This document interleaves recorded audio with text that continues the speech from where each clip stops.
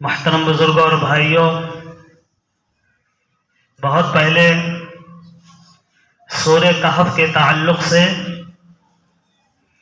موجودہ ماحول کو سمجھنے کی اور اس تعلق سے باتیں جمعہ میں کی گئی تھیں، اس لیے کہ سورہ کہف میں قرب قیامت کے زمانے اور ماحول کی طرف رہنمائی کی گئی ہے، اور اسی لیے روایت میں ہے سورہ کہف کے تعلق سے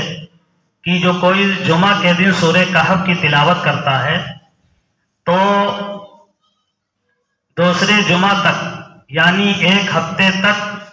ہر قسم کے فتنے سے اللہ کی طرف سے اس کی حفاظت ہوتی ہے، اور فتنوں کا زمانہ ہے، فتنوں کا ماحول ہے، اس وقت ہر طرف فتنے ہی فتنے ہیں۔ اس لیے سورہ کہف کے تعلق سے، خاص اس سورت کے تعلق سے اللہ کے رسول صلی اللہ علیہ وسلم نے فرمایا کہ کوئی سورہ کہف جمعہ کے دن پڑھ لیتا ہے تو دوسرے جمعہ تک ہر فتنوں سے اس کی حفاظت کی جاتی ہے، یہاں تک کہ اگر اس بیچ میں دجال بھی نکل آئے جو سب سے بڑا فتنہ ہے، فتنوں کا فتنہ ہے، فتنے دجال سب سے بڑا دجال ہے، اگر اتنا بڑا فتنہ بھی اگر ہمارے سامنے آ جائے گا، یعنی دجال ہی آ جائے گا ہمارے سامنے، تو اللہ کے رسول صلی اللہ علیہ وسلم نے فرمایا سورہ کہف پڑھنے والوں کی اللہ کی طرف سے حفاظت ہو جائے گی۔ سورہ کہف اس صورت میں زمانے اور قیامت سے پہلے کے حالات کو بہت زبردست طریقے سے اللہ تبارک و تعالی نے بیان فرمایا ہے، اور پہلے سے ہم یہ کہتے چلے آ رہے ہیں کہ قرآن یہ ایک ایسی کتاب ہے، اللہ کی عظیم کتاب ہے کہ قرآن اگر ہم سمجھیں، قرآن کی ایک ہے تلاوت اور ایک ہے قرآن کا سمجھنا، تو قرآن کو اگر ہم سمجھیں تو ہر زمانے کی رہنمائی قرآن میں ہے، ہر زمانے کی، ایسا نہیں کہ بس ایک زمانے کی 1000 سال کے بعد کی پھر رہنمائی نہیں ہے، پھر 2000 سال کی نہیں، پہلے کی چیزوں کے واقعات کو بھی قرآن میں اللہ نے بیان فرمایا ہے، اور آئندہ کیا ہونے والا ہے اور کیا ہوگا، اور اس ماحول میں ہمیں کرنا کیا ہوگا، ایمان والوں کو کرنا کیا ہوگا، ان تمام چیزوں کی تفصیل کے ساتھ واضح انداز میں قرآن عظیم الشان میں اللہ تبارک و تعالی نے بیان فرمایا۔ قرآن عظیم الشان کی اسی سورہ کہف میں اللہ تبارک و تعالی نے یاجوج اور ماجوج کا تذکرہ کیا تھا، اور اس سے پہلے بتایا جا چکا ہے، وقت کم رہتا ہے اس لیے ریپیٹ نہیں کروں گا۔ یاجوج ماجوج کے بارے میں اللہ تبارک و تعالی نے فرمایا مفسدون فی الارض، کہ ان کے ڈی این اے میں فساد اور بگاڑ ہے، اور ایک وقت تھا ذوالقرنین کے وقت میں، ذوالقرنین ایک پیغمبر کے صحابی گزرے ہیں، ان کا تذکرہ قرآن میں اسی سورہ کہف میں اللہ تبارک و تعالی نے بیان فرمایا ہے، جن کو سکندر اعظم بھی کہا جاتا ہے، ذوالقرنین۔ یاجوج اور ماجوج سے بچانے کے لیے اتنا فساد، اتنا بگاڑ ان کا پھیلا ہوا تھا کہ لوگوں کو بچانے کے لیے ذوالقرنین نے ایک دیوار کھڑی کر دی تھی، اور اس طرح سے ان کی حفاظت ہو گئی تھی، لیکن 1500 سال تک ہمارے نبی صلی اللہ علیہ وسلم کے دنیا میں تشریف لانے سے 1500 سال پہلے تک ان کا بگاڑ، ان کا فساد پھر سے رونما ہو گیا۔ ذوالقرنین بادشاہ نے روک دیا تھا، اور ایک امن اور سکون اور چین کی زندگی لوگ گزارنے لگے تھے، کسی کو کسی سے کوئی خطرہ نہیں تھا، پرامن ماحول تھا، آرام اور سکون سے رہنے لگے تھے، لیکن اس کے بعد پھر سے چونکہ یاجوج اور ماجوج جب پہلے آیا کرتے تھے تو ایسا نہیں کہ سب کے سب واپس چلے جایا کرتے تھے، کچھ لوگ جو ہے یاجوج ماجوج کے رہ جایا کرتے تھے، جو رہ جایا کرتے تھے انہی کی نسلیں پلی بڑھی، اور وہ لوگ بڑھے پلے، اس طرح سے حاوی ہوتے گئے، اور لوگوں کو پھر وہی جو ان کے ڈی این اے میں فساد یعنی بگاڑ پیدا کرنا ہے، وہ اپنے بگاڑ اور فساد پھیلانے میں لگے رہے، اور اس طرح سے بہت ہی برا ماحول تھا۔ اقتصادی اور معاشی اعتبار سے لوگوں کا بہت برا ماحول تھا، غلام تھے،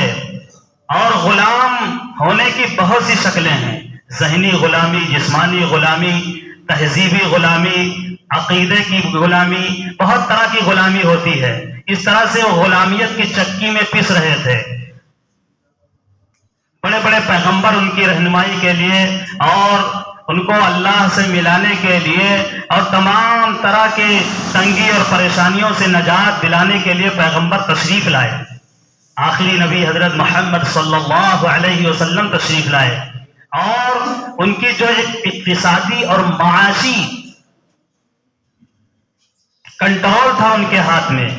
یہ اقتصادی اور معاشی جو کنٹرول ہے، جس کو سرمایہ دارانہ نظام کہتے ہیں،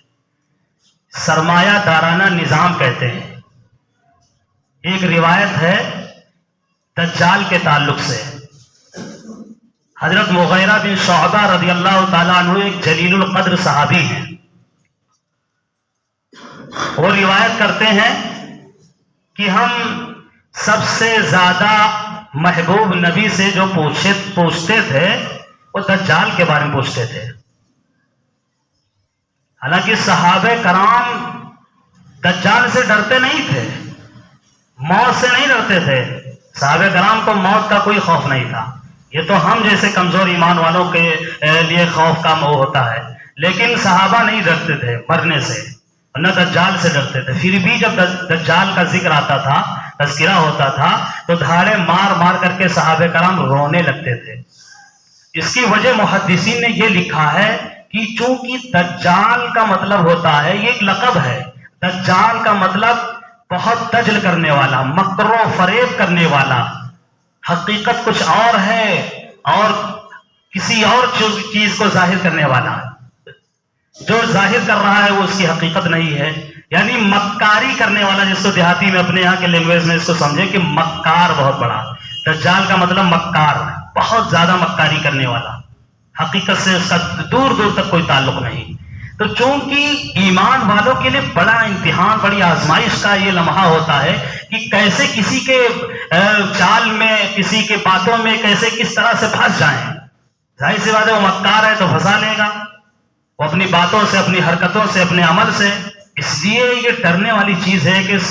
سلجھا ہوا انسان، ایک پرامن انسان اور ایک سیدھا سادھا انسان، بھولا بھالا، اس سے کسی کو کوئی خوف نہیں ہوتا ہے، لیکن ایک سازشی انسان جو ہوتا ہے، جو ہر وقت سازش کرتا رہتا ہے، پلان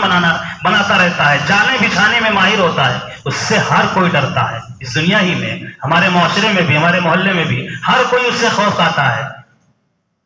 صحابہ کرام رضوان اللہ تعالی علیہم اجمعین یہ سوچ کر کے دھاڑے مار کر رونے لگتے تھے کہ دجال یہ ایمان والوں کے ایمان کا لٹیرا ہوگا، اور اس طرح سے ایمان کو سلب کرے گا، لوٹے گا کہ اندازہ نہیں لگا پائے گا کہ ہمیں کرنا کیا چاہیے۔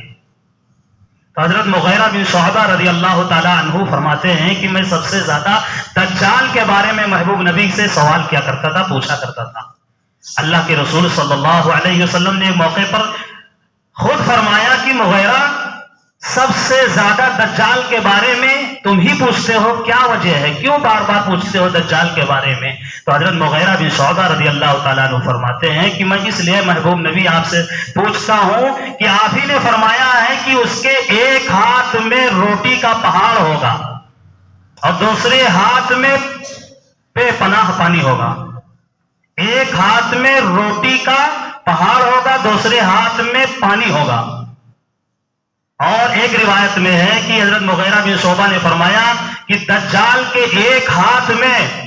گوشت ہوگا، گوشت کا ایک ذخیرہ ہوگا، اور دوسرے ہاتھ میں آگ ہوگی۔ اور عربی کا جو لینگویج ہے، عربی جو محاورے ہیں، جو عرب داں ہیں، جب عربی ہم اگر جانیں تو ہر زبان کے کچھ اشارتی کلمات ہوتے ہیں، جو ظاہر میں کچھ ہوتا ہے لیکن اس کا اشارہ کسی اور کی طرف ہوتا ہے۔ یہ اس طرح کے عربی کلمات عربی محاورے میں بہت زیادہ ہے کہ کسی چیز کو بول کر کے کسی اور چیز کو مراد لیا جاتا ہے۔ یہاں محدثین کرام نے بیان کیا ہے کہ یہاں روٹی سے مراد روٹی نہیں کہ پکی ہوئی روٹی کو، مراد یہ ہے کہ کھانے کا کنٹرول، رسد کا کنٹرول، گلے کا کنٹرول، انسانی غذاؤں کا کنٹرول دجال کے ہاتھ میں چلا جائے گا۔ انسان کے کھانے کی کیا چیزیں ہیں؟ یا تو کھانا روٹی ہے یا پھر پانی ہے، ان دونوں کے بغیر انسان نہیں رہ سکتا ہے۔ کھانا بھی چاہیے، پانی بھی چاہیے، اور اسی طرح گوشت اور جو ہے آگ، اس کا بھی انسانی زندگی اور انسانی غذاؤں سے ہی اس کا تعلق ہے۔ یہ چاروں چیزیں اگر لے لیا جائے مغیرہ بن شعبہ کی روایت سے، تو اس کا حاصل یہ نکلتا ہے کہ اس روایت کی روشنی میں کہ جو قرب قیامت میں فتنے دجال آئے گا، اس کے بعد دجال کا خروج ہوگا۔ جو دجال آئے گا تو دجال کے کنٹرول میں دنیا کا پورا معاشی نظام، اقتصادی نظام، روزگاری نظام، اسی طرح کھانے پینے کا سسٹم سب اسی کے کنٹرول میں ہوگا۔ اور یہ صرف کہنے اور سننے کے لیے آسان ہے، جب انسان غربت کی چکی میں پسنے لگتا ہے، حالات کا شکار ہوتا ہے، جب ایک ایک لقمے کے لیے ترسنے لگتا ہے، اس وقت اس کے ایمان کا بھی اور اس کے اعمال کا بھی امتحان ہوتا ہے، آزمائش ہوتی ہے۔ اسی لیے ایک روایت میں ہے کاد الفقر ان یکون کفرا، روایت میں فرمایا گیا ہے کہ فقر، غربت یہ ایسی چیز ہے کہ ہو سکتا ہے کہ ان کی غربت کی وجہ سے اور جو ہے فقر و فاقہ کی وجہ سے، کچھ کھانا پینا نہ ہونے کی وجہ سے کوئی انسان کفر تک چلا جائے، کافر ہو جائے، یعنی دھرم پرورتن کر لے، بدل لے دھرم، اپنے دھرم کو چھوڑ کر کے کسی اور دھرم کو اپنائے۔ اور یہ ہو رہا ہے۔ ارتداد کی ایک بہت سے اسباب ہیں جو آج جو ارتداد پھیل رہا ہے، اس میں سے ایک وجہ یہ بھی ہے کہ پیسے کا نہ ہونا، روزگار کا نہ ہونا، کھانے پینے کے ایک ایک لقمے کے لیے ترس جانا۔ ایسے وقت میں انسان گھبرا جاتا ہے، اس کے قدم جھڑکھڑا جاتے ہیں اور وہ غلط فیصلے کر لیتا ہے، غلط قدم اٹھا دیتا ہے۔ حدیث میں ہے کہ دجال کے کنٹرول میں سب ہو جائے گا۔ حضرت مغیرہ بن شعبہ فرماتے تو اللہ کے رسول صلی اللہ علیہ وسلم نے فرمایا وَهُوَ أَهْبَنُ عَلَى ذَلِكَ کا لفظ ہے کہ مغیرہ کچھ بھی اس کے ہاتھ میں ہو جائے گا، کچھ بھی اس کے ہاتھ میں چلا جائے گا دجال کے کنٹرول میں، پھر بھی وہ ایمان والوں کا کچھ نہیں کر پائے گا، ایمان والوں کے ایمان کو نہیں خرید سکے گا۔ جو ایمان والے ہوں گے وہ اپنے ایمان پر ثابت قدم رہیں گے۔ روایت میں ہے کہ ایک نوجوان کو ایک علاقے میں دجال پہنچے گا اور وہاں خشک سالی ہوگی، یعنی بارش نہیں ہوئی ہوگی، لوگ فقر و فاقہ سے گزر رہے ہوئے ہوں گے، کھانے کا کوئی لقمہ وہاں ان کے گھر میں نہیں ہوگا۔ ایک دن گزر گیا، 2 دن گزر گیا، 3 دن گزر گیا، کہیں سے کچھ بھی کھانے کے لیے نہیں دستیاب ہو پایا۔ بچے بلک رہے ہیں، عورتیں سسک رہی ہیں، ماں باپ تڑپ رہے ہیں کھانے پینے سے۔ لوگ پریشان ہوں گے کہ کہاں سے کچھ مل جائے جو ہم اپنے پیٹ بھر لیں اور اپنے گھر والوں کا پیٹ بھر دیں۔ پریشان ہوں گے۔ ایسے ماحول میں دجال مسیحا بن کر کے، ہمدرد بن کر کے، خیرخواہ بن کر کے، انسانیت کا درد لے کر کے بظاہر وہ آئے گا ان علاقوں میں اور کہے گا کہ صرف یہ دستخط کر دیجئے کہ ان غذاؤں کا مالک میں ہوں، صرف یہ سگنیچر کر دیجئے کہ ان کھانے پینے چیزوں کا مالک میں ہوں اور میرے فرما برداری تم کرو گے اور میرے طرف سے تمہیں کھانے کا، پینے کا اور دنیا بھر کی چیزوں کا تمہارے لیے آفر ہے، سب لے جاؤ، کھاؤ، اپنے گھر والوں کو کھلاؤ۔ ایسے وقت میں لکھا ہے کہ عورتیں سب سے زیادہ بہک جائیں گی، سب سے زیادہ دجال اور فتنے دجال کے سازش میں، جال میں پھنسنے والی عورتیں ہوں گی، ان کے فریم میں آنے والی عورتیں ہوں گی۔ اچھے اچھے لوگ، یہاں تک کی روایت میں ہے کہ افراد نہیں قومیں بہک جائیں گی، افراد تو افراد، قوم کے قوم، ایک پوری بستی کے بستی، علاقے کے علاقے لوگ بہک جائیں گے، پھسل جائیں گے، اپنے ایمان کا سودا کر لیں گے اور چلے جائیں گے اس کے ساتھ، اس لیے کہ وہاں مل رہا ہے سب تمام چیزیں، پیسہ بھی مل رہا ہے، دولت بھی مل رہی، کھانے پینے کی چیزیں بھی مل رہی ہیں، سب کچھ مل رہا ہے، عیش کی زندگی کی تمام سامان، تمام چیزیں مل رہی ہیں۔ لوگوں، افراد کے افراد، قوم کے لوگ سودا کر دیں گے اپنے ایمان کا۔ ایک نوجوان کے تعلق سے ہے روایت میں کہ وہ اپنے ایمان پر جم جائے گا اور بار بار اس کو اپنی طرف بلائے گا، لیکن وہ نوجوان کہے گا کہ نہیں، تمہارے ہی تعلق سے 1500 سال پہلے ہمارے نبی نے فرمایا تھا کہ ایک شخص ایسا آئے گا اور اس طرح کا کام کرے گا، اور مجھے یقین ہو رہا ہے کہ تم ہی دجال ہو۔ اس نوجوان کی بے باکی کو دیکھ کر کے دل ملا جائے گا اور لوگوں سے آواز سے پکار کے کہے گا کہ دیکھو اس نوجوان کو ابھی میں ختم کر دیتا ہوں، یعنی قتل کر دیتا ہوں، اور قتل کر دینے کے بعد پھر اس کو زندہ بھی کر کے دکھاؤں گا۔ اللہ کی طرف سے کچھ اس کو اختیار ہوگا، حاصل ہوگا، یہ حدیث میں ہے، کچھ اختیار ملے گا اس کو، جیسے شیطان کو بہت سے اختیارات ہیں۔ اس نوجوان کو سب کے سامنے قتل کر دے گا، سب کے سامنے، سب لوگ دیکھیں گے کہ اس نوجوان کا قتل ہو گیا، مر گیا، ختم ہو گیا۔ پھر اس کے بعد وہ دجال اس کو زندہ بھی کر دے گا، اور زندہ کرنے کے بعد پھر اس نوجوان سے سب سے پہلے کہے گا کہ اب تو تمہیں یقین ہو گیا کہ میں تمہارا مالک ہوں، اب تو تمہیں یقین ہو گیا۔ وہ نوجوان کہے گا کہ اب مجھے سب سے زیادہ یقین ہو گیا ہے کہ تم دجال ہو۔ اس نوجوان کا خاص کر کے حدیث میں تذکرہ ہے کہ وہ نوجوان کہے گا اب تو مجھے سب سے زیادہ یقین ہو گیا کہ تم دجال ہو، اور لوگ بہک جائیں گے، پھسل جائیں گے دیکھ کر کے کہ اس کے ہاتھ میں، اس کے اختیار میں، اس کی قدرت میں تو زندگی اور موت بھی ہے، یہ ہمارا مسیحا ہے، یہ بہت پاورفل ہے، سپر پاور ہے، اس کے پاس بہت طاقت ہے، اس کے سامنے جھک جانا ہی بہتر ہے، اس کو خدا مان لینا ہی بہتر ہے۔ بڑے بڑے لوگ پھسل جائیں گے، بہک جائیں گے، اپنے ایمان کا سودا کر لیں گے۔ اس کے بعد پھر اس نوجوان کو حدیث میں ہے کہ مارنا چاہے گا پھر نہیں مار سکے گا۔ حدیث میں ہے کہ جس کو وہ جنت کہے گا وہ جہنم ہوگی، اور جس کو جہنم وہ کہے گا وہ جنت ہوگی، یعنی اس کا الٹا۔ دجالی نظام کے تحت بتایا گیا کہ پورا انسانی جو ہے معاشی نظام اور سرمایہ داری کا نظام اس کے ہاتھ میں، اس کے کنٹرول میں ہوگا۔ 1500 سال تک یہ ماحول تھا۔ اللہ کے رسول صلی اللہ علیہ وسلم جب دنیا میں تشریف لائے تو دیکھا کہ غریب ہے بیچارہ، محنت کر رہا ہے، مزدوری کر رہا ہے، لیکن بمشکل اس کو کھانے کے لیے کچھ مل رہا ہے،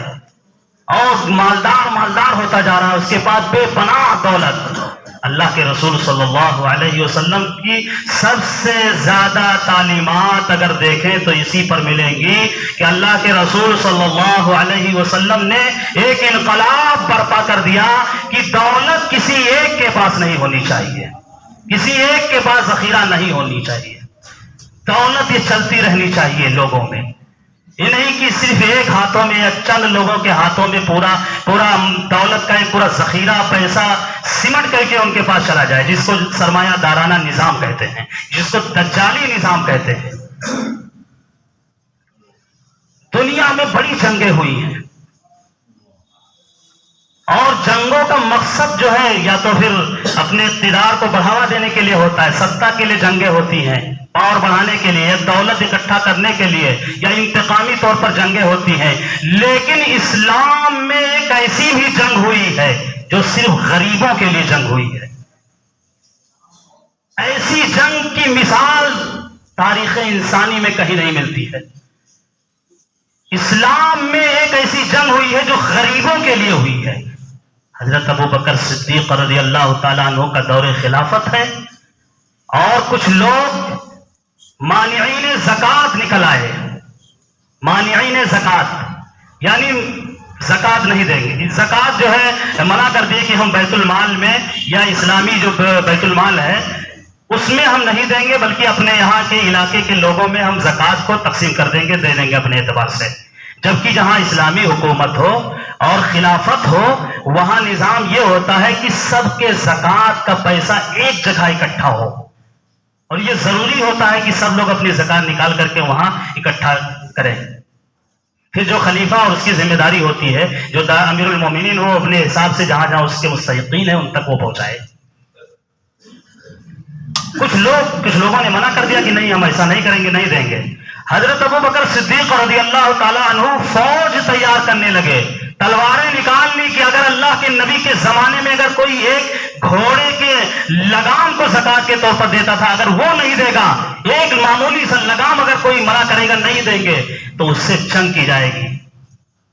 زکات کیا کس کے لیے ہوتا ہے؟ مستحقین کے لیے، غریب کے لیے، یتیموں کے لیے، مسکینوں کے لیے، لاچاروں کے لیے، بے کسوں کے لیے، بیواؤں کے لیے اس کا مصرف ہوتا ہے، یعنی غریبوں کے لیے۔ حضرت ابوبکر صدیق رضی اللہ تعالیٰ عنہ نے جنگ کا اعلان کیا کہ آج اگر خاموش ہو گئے، اگر آج ہم نے نرمی دکھائی تو یہ اتنا بڑا ماحول خراب ہو جائے گا جو اللہ کے نبی ہم کو دے کر کے گئے ہیں کہ غریب کو غریب غربت کی چکی میں اور پیسا جائے گا، غریب غریب ہی رہے گا، وہ کبھی جو ہے نکل نہیں پائے گا اپنی غربت سے، غریبوں کا کوئی کہیں سے کوئی سہارا نہیں ہوگا۔ یہ جو زکات ہے، صدقات ہے، یہ اسلام کا اتنا اعلیٰ نظام ہے۔ اسلام نے پہلے دن سے منع کیا ہے کہ دولت کسی کے پاس اکٹھی ہونی ہی نہیں چاہیے۔ اگر دولت ہوگی، اکٹھی ہوگی تو وہاں بے روزگاری ہوگی،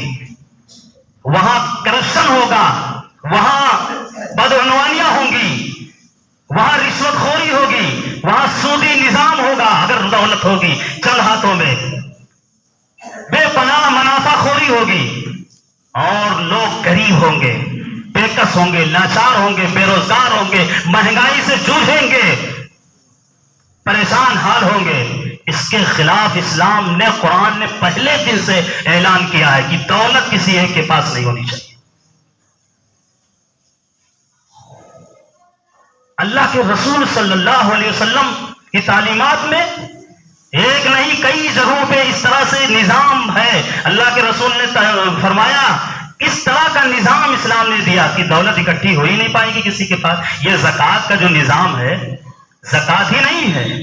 بلکہ زکوٰۃ ہے، صدقات ہے، اوقاف ہے، توریث ہے، اسی طرح وصیت ہے، انفاق ہے۔ قرآن میں انفاق کی کتنی جو ہے ترغیبیں ہیں، اللہ کے راستے میں خرچ کرو، اللہ کے راستے میں خرچ کرو، اللہ کے راستے، یعنی پیسہ آ گیا ہے، اللہ نے دیا ہے، رکھو مت، خرچ کرو، خرچ کرو، خرچ کرو۔ قرآن میں ایک نہیں سینکڑوں ہزاروں جگہ اللہ تبارک و تعالیٰ نے فرمایا کہ دولت اللہ نے دی ہے، پیسہ دیا ہے تو اس کو خرچ کرو۔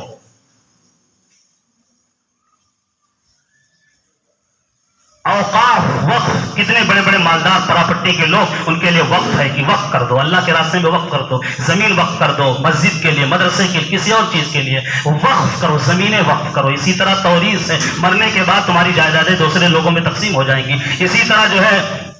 وصیت ہے، یعنی یہ تمام جو سسٹم اسلام نے دیا ہے کہ کوئی ایک ہی جاگیردار نہ ہو۔ جاگیردار ہوگا تو اس سے بڑا نقصان ہوگا، پورا انسانی معاشرہ جوجھے گا اور پریشان حال ہو جائے گا۔ پھر اس کے پریشانیوں کا آج تو تمام آوازیں اٹھتی ہیں، تمام آوازیں اٹھتی ہیں، بھائی بے روزگاری ختم ہو، بھائی جو ہے کرپشن ختم ہو، بھائی بدعنوانیاں ختم ہو، رشوت خوری کا ہو۔ لیکن یہ کہ اس کی یہ نعرہ جو ہے ایسے ہی ہے جیسے کہ کہا جائے کہ بھیا شراب پیو گے تو یہ ہوگا نقصان، سگریٹ پیو گے تو یہ نقصان۔ یہ نہیں کہ اس کا جہاں سے بن رہا اس کے پاور ہی کو ختم کر دیا جائے، اس کی فیکٹریوں ہی کو ختم کر دیا جائے، نہ بنے گا، نہ لوگ، نہ اویلیبل ہوگا، نہ لوگ یوز کریں گے۔ یہ نہیں کیا جاتا ہے، اس کو تو بالکل بڑھاوا دیا جاتا ہے کہ خوب بناؤ، خوب ترقی، آزادی دی جاتی ہے، اپنے طور پر جتنا بنا سکو بناؤ، اور اس کے بعد یہ بتایا جاتا ہے یہ اگر کرو گے تو یہ نقصان ہوگا۔ یہ ایسے ہی ہے، سرمایہ دارانہ نظام سسٹم کو اگر ختم نہیں کیا جائے، دجالی نظام کو اگر ختم نہیں کیا جائے گا تو یہ سب کچھ ہمیشہ ہوتا رہے گا۔ کرپشن، نفع خوری، بدعنوانیاں، رشوت اور تمام طرح کی جو بدعنوانیاں ان کا خاتمہ نہیں ہو سکے گا جب تک کہ سرمایہ دارانہ نظام کو، سرمایہ دارانہ نظام یعنی چند لوگوں کے ہاتھ میں پوری دولت، پورا کارخانہ، پوری فیکٹری کا مالک بنا دیا جائے، وہ اپنے طور پر آزاد ہو، جو چاہے جیسے چاہے کرے۔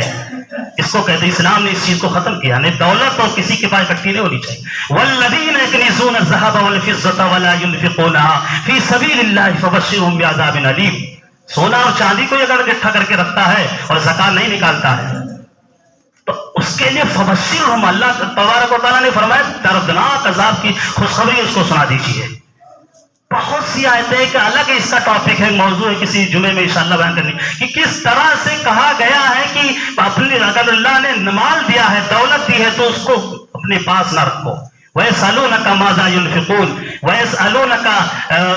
مَاذَا يُنْفِقُونَ قُلِ الْعَفْوَ. صحابہ کرام نے پوچھا تھا محبوب نبی سے کہ ہم کہاں خرچ کریں, کیا خرچ کریں؟ تو اللہ تبارک و تعالیٰ نے جواب دلایا تھا کہ محبوب نبی فرما دیجئے قُلِ الْعَفْوَ, جو اشترا ہو, یعنی آپ کے کھانے پینے اور زندگی گزارنے سے جو زائد ہو, جس کو کہتے ہیں حاجت اصلیہ سے جو زائد ہو, وہ نکال دو, خرچ کر دو, غریبوں میں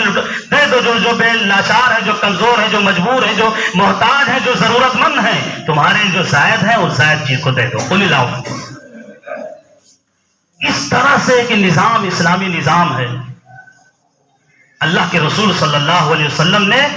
اس نظام کو لا کر کے ایک انقلاب برپا کر دیا, اور یہ 1000 سال تک یہی نظام چلتا رہا. لیکن جیسے کہ شروع میں بتایا گیا کہ قرآن جو پڑھیں اگر, تو قرآن ہم ہر زمانے اور ہر ماحول کے طرف رہنمائی کرنے والی کتاب ہے. اس میں ہر زمانے کی رہنمائی. آج کا جو دور ہے, آج کا جو ماحول ہے, یہ قرب قیامت کا ماحول ہے, یہ دجالی نظام کا ماحول ہے, اس وقت فتنوں کا ماحول ہے. ان فتنوں کے ماحول میں, ان دجالی نظام اور سسٹم میں ہم کس طرح اپنے ایمان کی حفاظت کر سکتے ہیں, کیسے جی سکتے ہیں, کیسے زندگی گزار سکتے ہیں, اور اسلامی تعلیمات اس سلسلے میں کیا ہے. سورہ کہف کی صورت کی اس رہنمائی میں ہم سب کچھ سمجھ سکتے ہیں. اللہ تبارک و تعالی ہم سب کو سمجھنے اور عمل کرنے کی توفیق نصیب فرمائے. 5 منٹ میں ایک اعلان کرنا ہے, اور بہت ضروری اعلان ہے. ہم سب جانتے ہیں کہ اس وقت جو ماحول ہے یہ سیار کا ماحول ہے. اگر یہ اعلان نہ کرے تو ادھورا ہے,